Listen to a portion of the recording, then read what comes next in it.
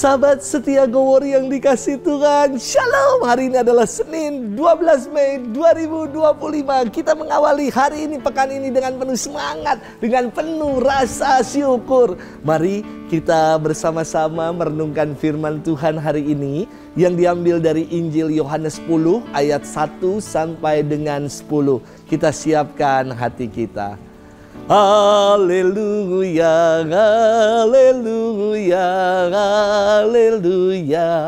Akulah gembala yang baik, sabda Tuhan. Aku mengenal domba-dombaku dan domba-dombaku mengenal aku. Haleluya, haleluya, haleluya. Tuhan bersamamu dan bersama rohmu. Inilah Injil suci menurut Yohanes, dimuliakanlah Tuhan.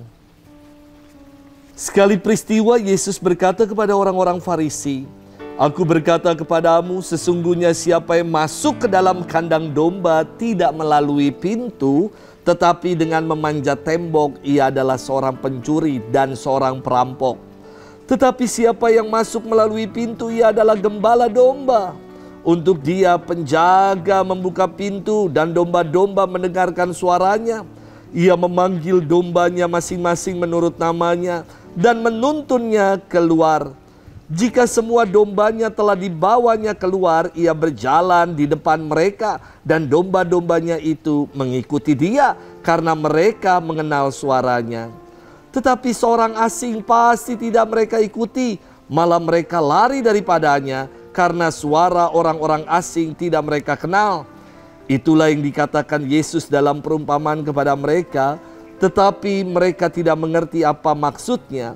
Ia berkata demikian kepada mereka. Maka kata Yesus sekali lagi, "Aku berkata kepadamu, sesungguhnya akulah pintu kepada domba-domba itu. Semua orang yang datang sebelum aku adalah pencuri dan perampok, dan domba-domba itu tidak mendengarkan mereka. Akulah pintu. Barang siapa masuk melalui aku, ia akan selamat. Ia akan masuk dan keluar dan menemukan padang rumput. Pencuri datang hanya untuk mencuri, membunuh dan membinasakan. Aku datang supaya mereka mempunyai hidup dan mempunyainya dalam segala kelimpahan." Demikianlah sabda Tuhan. Terpujilah Kristus. Sahabat setia Gowori yang dikasih Tuhan, Shalom. Di tahun jubileum ini, ketika Basilika Saint Peter dengan gereja-gereja yang ada di Vatikan Roma, ada 4 Porta Santa di 4 basilika, juga ada 1 yang dibuka oleh Paus Fransiskus di penjara Roma. 4 gereja yang dibuka pintu gerejanya yang disebut sebagai Porta Santa, pintu suci, adalah Basilika Saint Peter, Basilika Santo Yohanes Lateran, Basilika Maria Maggiore, dan Basilika Santo Paulus Luar Tembok. Kuskupan Agung Jakarta membuka pintu-pintu gereja sebagai Porta Santa, pintu-pintu suci. Maka nyanyiannya diadopsi dari Italia dengan mengatakan, "Api hidup lambang harapanku." Sejalan dengan bulai yang dikeluarkan Paus Fransiskus berjudul Spes non confudit, pengharapan tidak akan pernah mengecewakan. Dan kita diajak untuk menjadi peziarah-peziarah pengharapan yang masuk ke dalam pintu suci atau Porta Santa. Saya kira gambaran masuk ke dalam pintu ini adalah istimewa, sebab Yesus sendiri yang mengatakan, "Akulah pintu."